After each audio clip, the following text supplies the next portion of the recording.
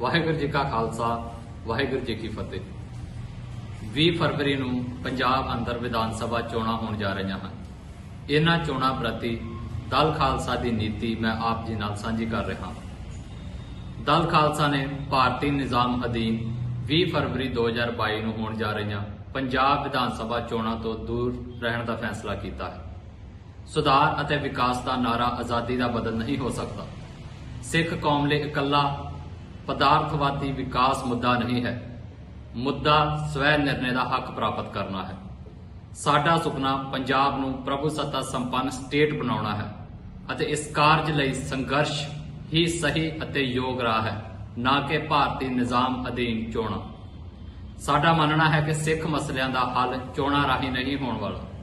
ਸਿੱਖ ਇੱਛਾਵਾਂ ਤੇ ਪੰਜਾਬ ਮਸਲਿਆਂ ਦਾ ਹੱਲ UN ਅਧੀਨ ਰੈਫਰੈਂਡਮ ਅਤੇ ਕੌਮ ਦੀ ਆਜ਼ਾਦੀ ਵਿੱਚ ਪਿਆ ਹੈ।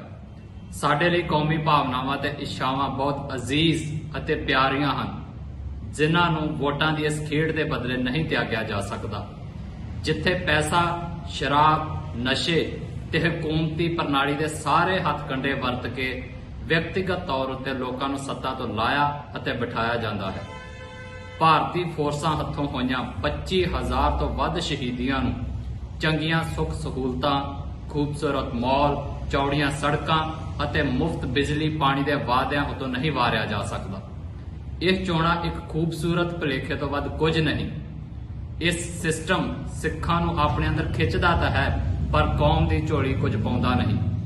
ਉਲਟਾ ਪੰਜਾਬ ਦੇ ਬਸ਼ਿੰਦਿਆਂ ਵੱਲੋਂ ਪਾਈ ਇੱਕ ਵੋਟ ਭਾਰਤ ਦੀ ਅਖੌਤੀ ਜਮਹੂਰੀਅਤ ਨੂੰ ਤਾਕਤ ਬਖਸ਼ਦੀ ਹੈ, ਜੋ ਸਾਡੀ ਗੁਲਾਮੀ ਨੂੰ ਹੋਰ ਜ਼ਿਆਦਾ ਪੱਕਿਆਂ ਕਰਦੀ ਹੈ। ਸਾਡਾ ਫੈਸਲਾ ਹੈ ਕਿ ਅਸੀਂ ਭਾਰਤੀ ਨਿਜ਼ਾਮ ਅਤੇ ਪ੍ਰਬੰਧ ਅਧੀਨ ਹੋ ਰਹੀਆਂ ਇਹਨਾਂ ਚੋਣਾਂ ਵਿੱਚ ਹਿੱਸਾ ਨਹੀਂ ਲਵਾਂਗੇ। ਸਿੱਖ ਲੋਕਤੰਤਰ ਅਤੇ ਲੋਕਤੰਤਰੀ ਪ੍ਰਣਾਲੀ ਦੇ ਖਿਲਾਫ ਨਹੀਂ ਹਨ। ਸਿੱਖ ਪੂਰੇ ਜੋਸ਼ ਖਰੋਸ਼ ਨਾਲ ਚੋਣਾਂ ਵਿੱਚ ਸ਼ਾਮਲ ਹੁੰਦੇ ਆਏ ਹਨ। 1947 ਤੋਂ ਹੁਣ ਤੱਕ ਅਤੇ ਖਾਸ ਤੌਰ ਉੱਤੇ 1984 ਵਿੱਚ ਅਕਾਲ ਤਖਤ ਸਾਹਿਬ ਨੂੰ ਢਾਏ ਜਾਣ ਤੋਂ ਬਾਅਦ ਵੀ ਸਿੱਖਾਂ ਨੇ ਕਈ ਵਾਰ ਪੰਜਾਬ ਅੰਦਰ ਸਰਕਾਰ ਬਣਾਈ, ਭਾਰਤੀ ਪਾਰਲੀਮੈਂਟ ਵਿੱਚ ਆਪਣੇ ਮੈਂਬਰ ਭੇਜੇ, ਪਰ ਸਿੱਖਾਂ ਦੀ ਸਥਿਤੀ ਵਿੱਚ ਕੋਈ ਹਾਂ ਪੱਖੀ ਬਦਲਾਵ ਨਹੀਂ ਹੋਇਆ, ਸਗੋਂ ਸਥਿਤੀ ਹੋਰ ਬੱਤਰ ਹੋਈ ਹੈ।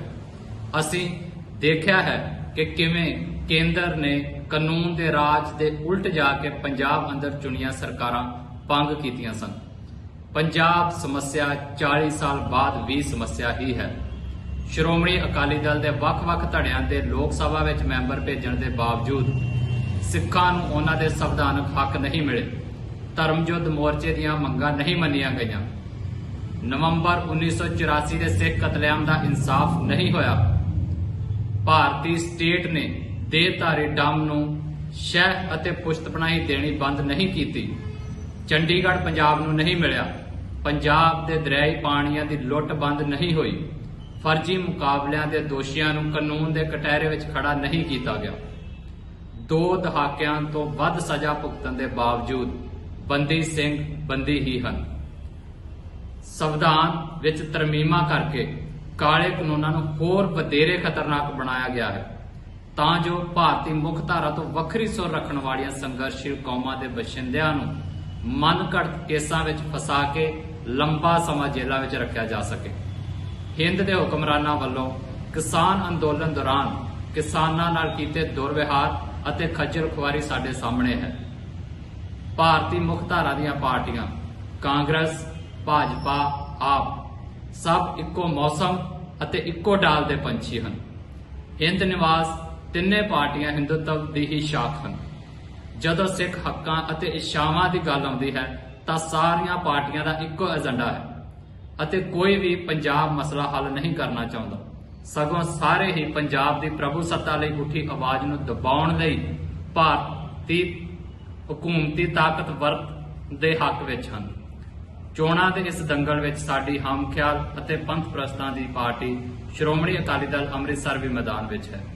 ਸੰਘਰਸ਼ ਦੇ ਪੈਂਤੜੇ ਦੇ ਇਸ ਵਖਰੇਵੇਂ ਦੇ ਬਾਵਜੂਦ ਅਸੀਂ ਸਰਦਾਰ ਸਿਮਰਨਜੀਤ ਸਿੰਘ ਮਾਨ ਤੇ ਉਹਨਾਂ ਦੇ ਸਾਥੀਆਂ ਨੂੰ ਕਾਮਯਾਬੀ ਲਈ ਸ਼ੁਭ ਇੱਛਾਵਾਂ ਦਿੰਦੇ ਹਾਂ। ਵਾਹਿਗੁਰੂ ਜੀ ਕਾ ਖਾਲਸਾ, ਵਾਹਿਗੁਰੂ ਜੀ ਕੀ ਫਤਿਹ।